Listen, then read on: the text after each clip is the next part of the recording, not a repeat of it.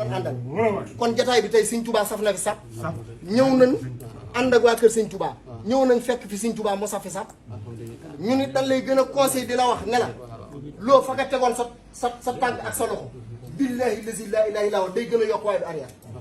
te ku la yéene saraan ba moom moo cee des barke Seexul Xadiim yëg nañ lépp yàlla yëg na ko sëñ Touba yëg na ko sa way jur bu baax wa yëg na ko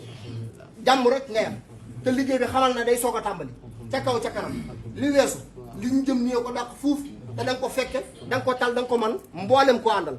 maa ngi jégalu kàddu yu baax kon ñu jox sëñ Fallou. baax a baax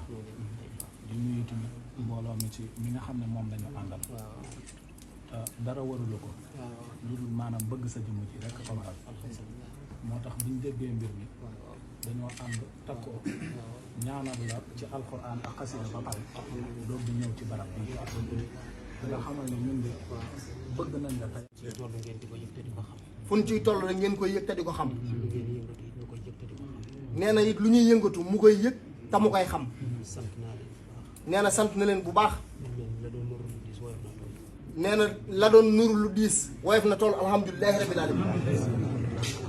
ndax seen tànk yi rek Mbàkke Bàlla ak seen jotaay yi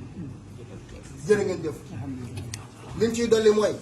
nu waaj bisub xasaayit bi mboolem lu sëriñ bi daan woote tey la ko gën a mën a woote mboolem lu sëriñ bi daan def ci lu baax tey la ko gën a woote ngir ñu doxalee ko noonu nañ waaj bisub xasida yi waaj màggalu sëriñ Tuubaa gi waaj gàmm yi waaj tam xarit yi mboolem lu sëriñ bi daan woote ñu ngi koy gën a feddali di ko gën a woote ngir jëmmi sëriñ Tuubaa ji yàlla na ko ànd ak yéen ci barke sëriñ Tuubaa xasida yi Cheikh Ibra Fall